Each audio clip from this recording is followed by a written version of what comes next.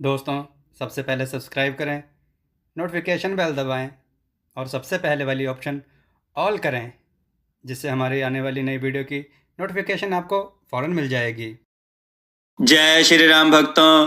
दोस्तों, जो हमने वीडियो में प्रश्न पूछा था कि गुरु शुक्राचार्य जी के बचपन का क्या नाम था, तो उसका उत्तर है उष्णा। चलिए आज की कथा श्रवण करते हैं। आज की कथा है एक व्यापारी और चतुर ब्राह्मण। आइए कथा श्रवण करें। बहुत समय पहले की बात है। किसी नगर में एक धार्मिक राजा राज करता था। वह धर्म कार्यों में बहुत संलग्न रहता था। उसी नगर में एक गांव में एक ब्राह्मण रहता था। वह ब्राह्मण अपनी बुद्धि और चतुराई के लिए सुप्रसिद्ध था। इसलिए राजा ने उसे अपने दरबार में मंत्री नियुक्त कर रखा था। ब्राह्मण अपनी बुद्धि और चतुराई के कारण राजा के बहुत निकट था। राजा उस पर बहुत भरोसा और विश्वास करते थे। इसी के कारण दरबार के बहुत से अधिक लोग उनसे जलते थे।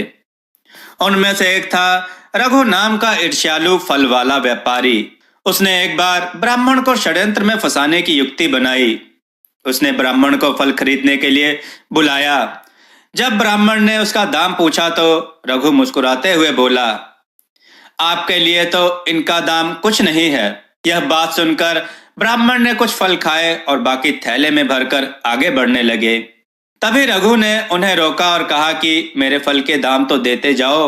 ब्राह्मण रघु के इस सवाल से हैरान हुए। वह बोले कि अभी तो तुमने कहा कि फल के दाम कुछ नहीं है, और अब क्यों अपनी बात से पलट रहे हो। तब रघु बोला कि मेरे फल मुफ्त नहीं हैं। मैंने साफ साफ बताया था कि मेरे फलों का दाम कुछ नहीं है। अब सीधी तरह मुझे कुछ नहीं दे दो, वरना मैं राजा के पास फरियाद लेकर जाऊंगा और तुम्हें कठोर दंड दिलवाऊंगा। ब्राह्मण सिर खुजाने लगे और यह सोचते सोचते वहां से अपने घर चले गए। उनके मन में एक ही सवाल चल रहा था कि इस पागल फल वाले के अजीब षड्यंत्र का तोड़ कैसे खोजूं, इसे कुछ नहीं कहां से लाकर दूं। अगले ही दिन फल वाला राजा के दरबार में आ गया और फरियाद करने लगा। वह बोला कि ब्राह्मण ने मेरे फलों का दाम कुछ नहीं मुझे नहीं दिया है। राजा ने तुरंत ब्राह्मण को हाजिर किया, उससे सफाई मांगी। ब्राह्मण पहले से ही तैयार थे। उन्होंने एक रत्न जड़ित संदूक लाकर रघु फल वाले के सामने रख दिया और कहा, ये लो तुम्हारे फलों का दाम।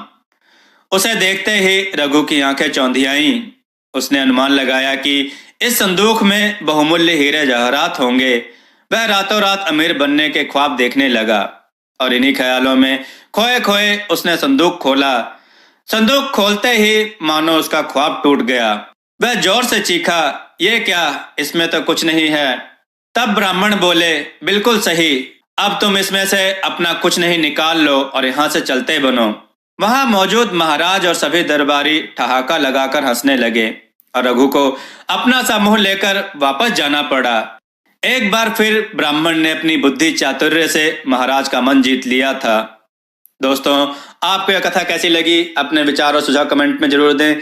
हमारी कथाओं को लाइक करें, हमारे चैनल को सब्सक्राइब करना ना भूलें। हमारी कथाओं को शेयर जरूर करें, जिससे लोगों को उत्तम ज्ञान प्राप्त हो। जय श्री राम भक्तों।